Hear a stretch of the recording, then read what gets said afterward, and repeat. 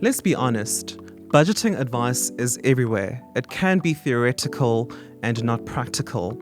So I did something unusual and very different. I am playing open cards and being transparent. I will show you how I spent my money during the month of May. And to see whether I am on the right track, I asked for help. And Nazreen Deedat Loot, a certified financial advisor at Old Mutual, is helping me and guiding me through my budgeting process. Fantastic. So we're talking budgeting. A lot of people might think they understand what budgeting is at a very high level. When I think of budgeting, I think of planning. Do I have that correct, Naz? Well, budgeting is about money coming in to your hand and what's going out. That's the basics of budgeting. You want to make sure that the money going out isn't a lot more than the money coming in. So we need to make sure that we are sorting ourselves out, our present self and our future self, and we're not putting ourselves into a situation that our future self is not going to be happy with. And when people approach budgeting, is it largely because of their life circumstances? You know, I just wonder, what should be the approach first to budgeting? Do you look at your life circumstances, where you are at the moment, and what goals you want to achieve? In terms of personal circumstances, people have families that they're supporting, other people are single. But everyone needs to budget, let's be honest. As soon as you have money coming in, you have expenses, you have real life circumstances around you, that's the time where you need to say, okay, am I overspending? Am I underspending? Do I have enough here? What's going on with my finances? Now I understand why this process is difficult. It was difficult for me because it required me to be open, vulnerable, and I somewhat felt naked. Yeah. But Naz, also, we are human beings, and the process of budgeting, it feels like you are naked because you're going to have to face, reality and your true spending habits here. The human element of it, I'm sure it's not easy for people to really dig deep and look at their financial circumstances and their spending habits as well too. It must be quite a daunting exercise, hey? It is a daunting exercise, especially when we're discussing couples. Because you don't have to look at your spending, you also have to take into account your spouse's spending. And that's when a lot of conflict can arise as well. Because one spouse prioritizes certain aspects, another prioritizes others. And it can be difficult. Even a single person, they're looking at their finances. You need to look at very hard truths when you're looking at your budget and your finances. But that's why you get support. You also get like advisors. There's people that you can speak to and they can assist you with this planning. Like many people, I don't use a financial advisor. I know what I know. But this process with Naz and being advised by her was eye-opening. So we've got the basics out of the way now, and Naz is going to go look through my own spending habits, and for transparency's sakes, I unveiled my budget for the month of May and assessing where my income went to and the various expenses that I had to cover during the month of May. Naz is going to help me navigate this journey, perhaps advising me on what am I doing right and perhaps what am I not doing right. So, Naz, to kick us off, right? When I look at my budget and what I allocated during the month of May, housing, where I live, and the expenses that make up my home, my bond, the levies that I pay for my apartment, municipal services such as electricity and refuse collection, and also electricity. Those expenses gobble up the majority of my income. Is that the usual approach for most people? Is that what most people spend their money on? Housing, having shelter over your head? Am I on the right track? That's what I'm asking. Well, by general guidelines, and like I said, my disclaimer at the beginning, everyone is different. But if you look at online and in textbooks, generally they say if you spend about 30% on your housing, that's the general average.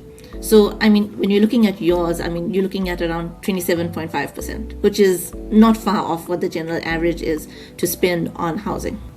Great. Okay, so I'm doing good. So far, so good. So far, so good.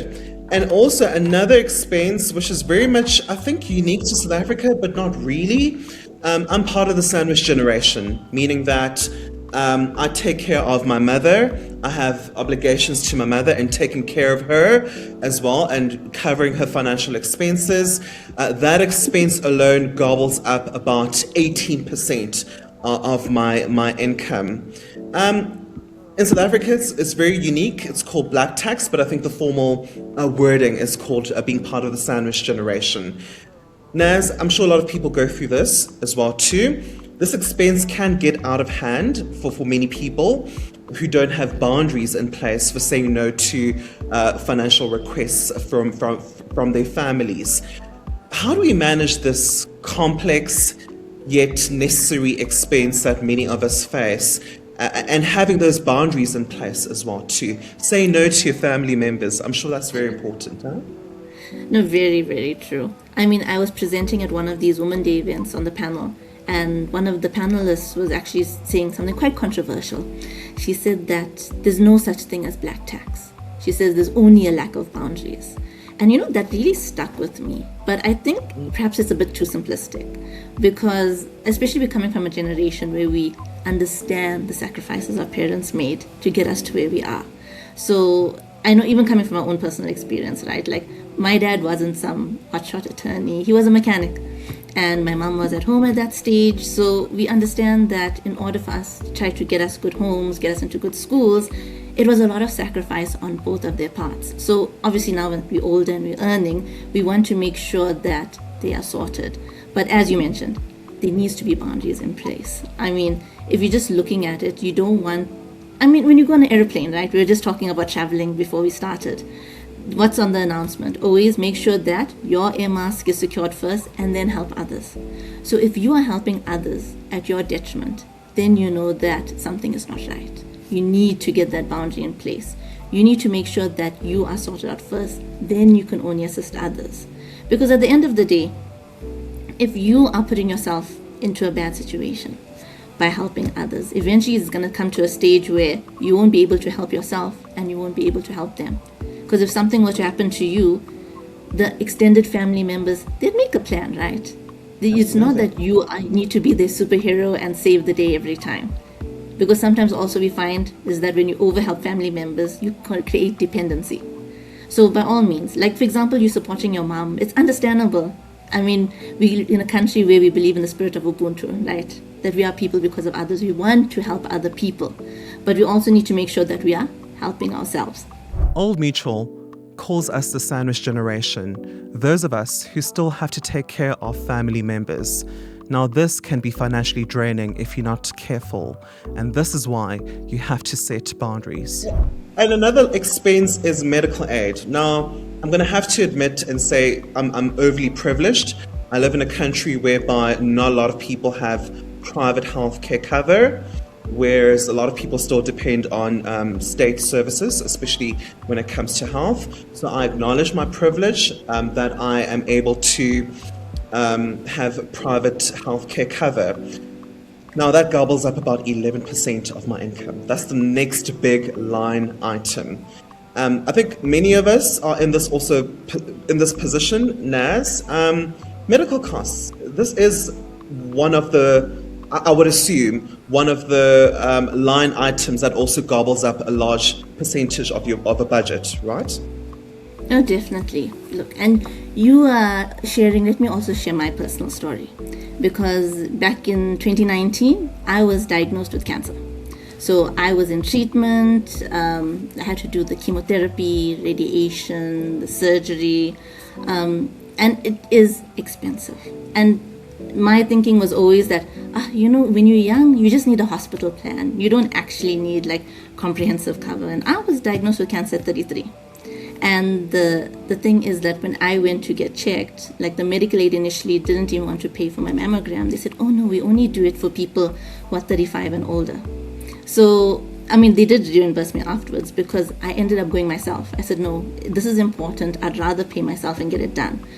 But the thing is, when we see medical aid, especially when we're young, we're like, oh, it's not really that important. I had the same mindset. But you know what? When you get sick, it is expensive. Like, I had medical aid, I had gap cover, and still I spent a lot because at that stage, I had 2 kids. I had a 3-year-old at home, I had a 6-year-old at home, and I did a lot at home. And when you don't have a village, you kind of have to pay for that village.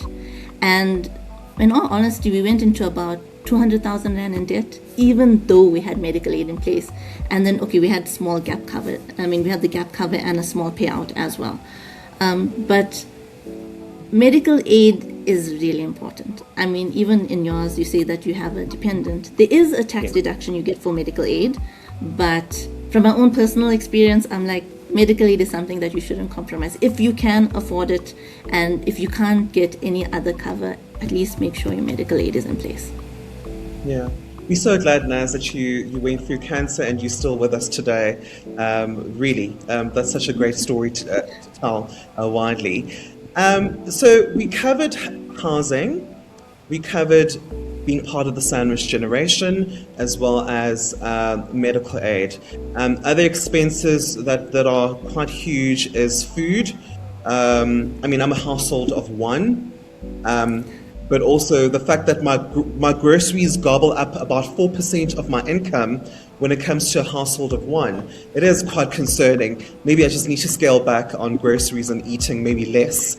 But we covered all those expenses. Is there a general rule about what percentage ranges do you recommend for someone to spend for housing, transport, food, to somebody? Is there a general rule when you approach these things? But also, you said earlier, this is an individualized circumstance as well too. But Definitely. Is there golden rules in place? You know what? They are like averages that they have. Like, for example, they'll say food is like between 5 and 10%. Your housing is between 20 to 30%, for example. You do get these ranges for everything. But for example, like my husband's groceries is substantially more than mine. He has a healthy appetite. If you have, for someone who is busy training, they're going to spend more on groceries. So I think that don't be too hard on yourself, because you don't want to reach the stage as well, because you want practical advice. If you are cutting down and saying, oh no, I'm going to spend less on groceries, what happens? It's like when you go on those fad diets. You're hungry, and now it's almost nighttime, and you're like, I can't go to sleep because I need to eat something. And then instead of having the groceries at home now, instead you're doing something worse. Now you're ordering takeout because you're like, I'm hungry, I can't sleep, I need to eat now. So you also need to have your planning to be quite practical to you. If you need to spend more on groceries because you need to eat more for whatever reason, you're more active, you're training, you're exercising, it's bound to happen. So you need to also think about, practically speaking, if I cut down on my groceries and just say I'm aiming to eat less, is it actually going to be sustainable for me to eat less? Or would I rather focus on other things and other aspects? Yes, my grocery bill is quite big and it takes up a huge chunk of my income, but I still need to pay myself and spoil myself. And I'm glad that Naz affirmed me and said I am on the right track. Now, a concern of mine, Naz, is, am I overly insured, right? I ask this because I have disability cover, life cover, and the reason why I took out life cover is, touch wood, if anything were to happen to me, I'll still want my mother to be taken care of financially because I am responsible for all of her expenses. I also have funeral cover as well too. And for context, I'm 34. And also I have disability cover as well too. It seems like I'm heavily insured and insured for the future. How does one approach insurance? Because I do get the sense that I might be overly insured and maybe too worried about future circumstances in the present.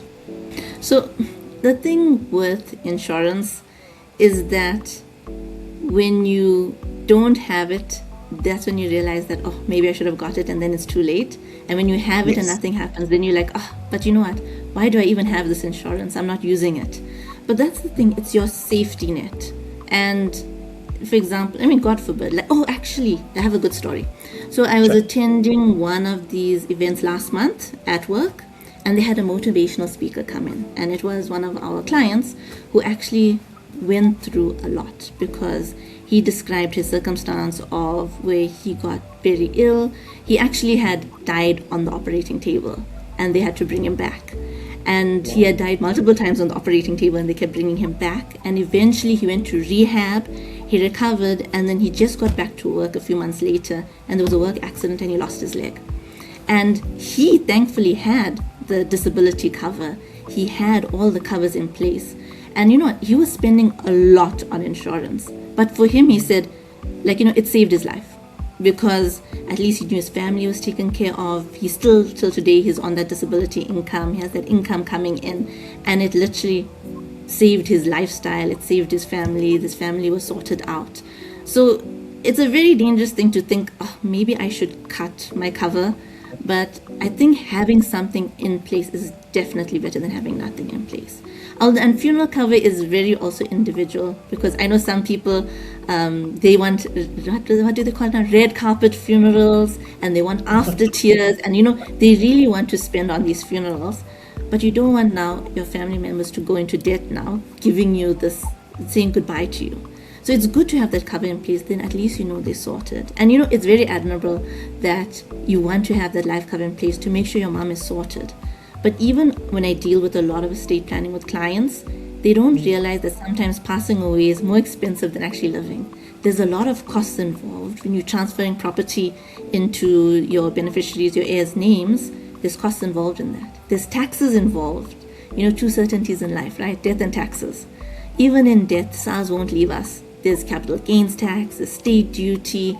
So even in dying, there's a lot of expenses, and sometimes that life cover, if you have it payable into your estate, it can cover those expenses so that your family can get paid out. Because even when I worked in the law firms, a lot of family members will come in and then they'll say, you know what, it was my sister, she was the executor of my mother's estate, and she ate all that money because she had so much. Why now suddenly there's no money in the estate? And they don't realize the expenses that went into it. And that's where the family conflict started. So that's why insurance is important. Especially like I gave you my personal story with medical aid, right? You need to have something in place as long as you can afford it. I know that also, like you mentioned, it is a privilege to have all this in place. But if you can afford it, definitely try and protect yourself, because it is a safety net. The reality in South Africa is that having good medical aid and insurance is expensive. But this is an expense that I cannot get away from. Having it makes me feel safe and covered. It's just one of those things I just cannot avoid. Now, like many people, Naz, I have debt. I do. I'm one of those, bad people who uses my credit card. And I have monthly. Lots of people use their credit cards. It's normal. The problem here, Naz, for full transparency, I use the credit card for consumption. Buying shoes, going on vacation, the bad stuff, right? Not the emergency stuff, because my approach to debt and using a credit card is use it during emergencies or when you have an unplanned life circumstance. For me, buying shoes is not really worth using a credit card for. But anyway, we live and we learn, right? And my credit card payments now gobble up about 4% of my income, right? But I also have savings as well too, because I have, I do contribute to a savings pool. I have investments, trust investments. I'm also part of a stokvel, by the way. In South Africa, many of you will know what a stokvel is, right? So the question here is saving or investing and saving while you have debt. Is it wise to embark on a savings journey while you still have debt outstanding, or would the approach be pay off that debt and then embark on savings and investings? So I think we need to focus on the percentages, because we need to figure out now what percentage are you paying on that debt.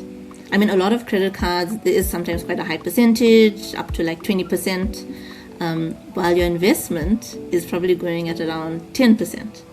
So in terms of that, you have to look at, okay, this is the money going out. I mean, it's basically you want your credit to be like Pac-Man, right? It just goes gobble, gobble, gobble, and it's eating away at all of your money. Right.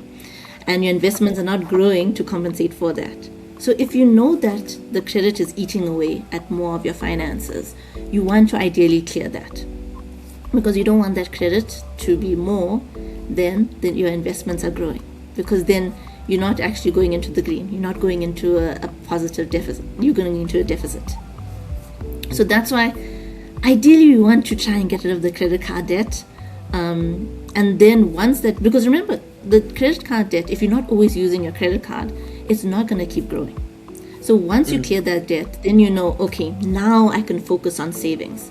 So it's not a choosing to always reduce your credit card debt, because I'm hoping you're not buying shoes and going on vacation every month. So No, that's no, why, not at all. exactly. So that's why once that debt is cleared, then you can focus on now investing. And you know what? You aren't doing bad, because you have an investments, and I can see you have a retirement annuity, and I love retirement annuities. The main reason for that is retirement annuities help to decrease your tax. So that's why retirement annuities are ideal when it comes to your financial planning, because you get a tax deduction from it based on your contribution. My biggest concern was having a credit card and how I use it. But as it turns out, I'm doing okay, as Naz says. But my goal is to one day settle the debt and close the credit card. You know, as I said earlier, I'm 34. A lot of people might think, "Ugh, I'm still young. I still have many years of earning potential, maybe 30 years still left. I can save for retirement, then." But my retirement annuity contribution is only 2.9% of my total income. Is this low, or should I aim higher, considering my age and my earning potential that is still left? Again, is there a golden rule to saving for retirement in the future? Look, ideally, I think it should be a bit higher. Probably more, around 5 times that.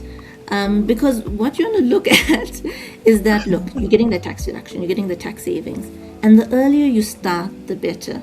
Because if you have, just say, a 25-year-old, if they are saving 1,000 Rand a month for the next 10 years, there's compound growth on that. The amount of growth you get, someone who only starts saving in their 40s and they're saving 5 times that amount, the person who is saving since they're 25, the person in their 40s would never catch up, even if they're saving double that amount. So that's why even if you start, the earlier you start, the better, even if it is for a lesser amount. Then as you get older, you slowly increase it gradually, so that by the time you get to 40, 50, you're not now in a blind panic and you're trying to dump money into retirement annuities and other savings vehicles because you are thinking, oh no, I only have 5 or 10 years left till retirement. The time to start is when you start working. You start saving for your retirement from your first paycheck. And unfortunately, we don't get that advice, because you'd rather put in the minimum amount in your youth and then slowly, gradually increase it. Because the longer time it has to grow, the more it will compound. And someone who starts saving much later on will never catch up to the person who starts earlier. And also, they do say that you also have to factor in the kind of lifestyle that you want to live post-retirement, and having enough in the pot to maintain that kind of lifestyle that you're used to. Oh goodness. So I have to really up my contribution, hey Naz? Ideally, but you know what? We're happy to do the calculations with you, because then you can see exactly, look, how much do I need in retirement, and then we work backwards to say how much do you actually need to invest every month in order to attain that. So that's something you can look at as well. I mean, the stats in South Africa are crazy. It's over 90% of South Africans can't retire comfortably. And that's from those that are earning an income. So, I mean, there isn't proper planning in place. A lot of people take for granted, work is giving me a pension, it'll be enough. But unfortunately, for a lot of South Africans, it isn't enough. I'm 34, and technically I still have 31 years of work left before I retire. My biggest concern was that I wasn't saving enough for retirement. But Naz says the sooner you start, the better. I'm glad that I did start early. Now, Naz, looking at other expenses, right? Connectivity. I still have to pay for my home internet, my cell phone contract, and my cell phone insurance. There goes insurance again, right? And after all those expenses, I'm still left with a surplus of about 8%, meaning I still have money left, left after paying for all of my expenses. What would you do with leftover money and having this kind of surplus? Should we maybe shift that surplus into the RA contribution, retirement annuity contribution? I just wonder if you have surplus money left after all of your expenses are taken care of, what do you do with this pot of money? Well, I'm looking at your finances, and for you specifically, I would try and clear out your debt first, because I feel that is eating away a lot of your finance. But if you find that, look, I cleared out my debt, now what? That's when your investments can come in, because then you can say, okay, where are my gaps? Where are my shortfalls? And you can say, okay, maybe I need to put more into that retirement annuity, and you're getting that tax savings. Perhaps I need to increase those savings, because I think the most important thing is to have your own goals with your finances. You know exactly what you want to get out of your retirement. You want to know what you want to get out of that savings. But Naz, what about entertainment? What about paying myself and spoiling myself because I work quite hard? And I think a lot of people will think that too. I work hard. Why can't I pay myself or entertain myself and have a line item in my budget for entertainment? You know what? My personal opinion, which you probably won't find in most of the textbooks, is that you should actually budget that in. It's something that we call at home burn money, that you need to budget in your own burn money. So, and you choose that percentage. I mean, hopefully you're not choosing 90%, but if you're choosing like just say 5% or like a 3%, 4%, where you can say, look, I'm not earning a lot now, but this is my budget, this 5%. Maybe I'm buying this really nice chocolate for myself. As I earn more, I'm buying this really nice pair of shoes, I'm buying this really nice handbag, I'm buying this really nice jewelry, I'm going on this really nice holiday. And always give that percentage, because you don't want to deprive yourself so much now where you want to overindulge now. You want to spend your whole salary on this holiday because you're like, I'm so burnt out. I'm not treating myself. So I think put that into your budget to say, this is my burn money where I can burn it however I want. If I want to purchase that chocolate, and maybe you don't use your burn money this month, you accumulate it for a while and you're like, you know what? I was really good these last couple of months. Let me treat myself to something proper. And definitely put that into your budget as well. I'm curious, Naz, my burn money is shoes, as we established earlier. What is yours? What do you spend money on? My weakness is books. So I collect books, but please not even textbooks. It's all like the novels that bring me immense joy. So that's my burn money. Blowing money is not a bad thing. I mean, I do it as well. Everyone has their vices. But if you just plan for it and budget for it, it can be a good thing. Yes, overall, looking at my situation, am I on the right track? Are there areas of improvement? You did share an area of improvement earlier, allocating the surplus to paying down debt. But overall, I'm quite nervous to hear what you have to say. No, you're doing pretty well. I think don't be too hard on yourself. I think a lot of people are like, they feel like, they're going to go to a financial planner and they're just going to be like, you're doing everything wrong. Change your whole life. Just eat cabbage every night because you need to save for the... That's not what financial planning is about. Financial planning is working with you to make sure that you're aligned. And it's about small changes that you can actually sustain. I mean, we don't want you overnight now to just change your whole lifestyle. You actually need to enjoy your life. That's why I said make that time also to be like, you know what, I am spending on myself, but don't be excessive in it. Keep your own goals, have your controls in. And like I did mention, for me, the credit card is an issue for you. Like, try and clear out that credit, because like I said, it's about the percentages. You are paying a lot more to pay off that credit card, and you don't want it now to eat away into other things. But like, you have your covers in place, it's amazing. At least you have some retirement going in the background here. Maybe you can increase it, but it's something that I think you need to get an ascertainable goal first to see what you're working towards. Then you can also decide, okay, how do I want to reevaluate my finances? But you're on the right track. Even with your black tax with your mom, I mean, you're sorting out her expenses. So I wouldn't be too hard on it to say that, look, I'm spending quite a bit every month on her. That's something that you need to decide for yourself. Because at the end of the day, we also need to know what's important to us. And as long as you're sorting out yourself, sorting out her doesn't become an issue. I must admit, going through this process was very difficult. It required me to be open and vulnerable.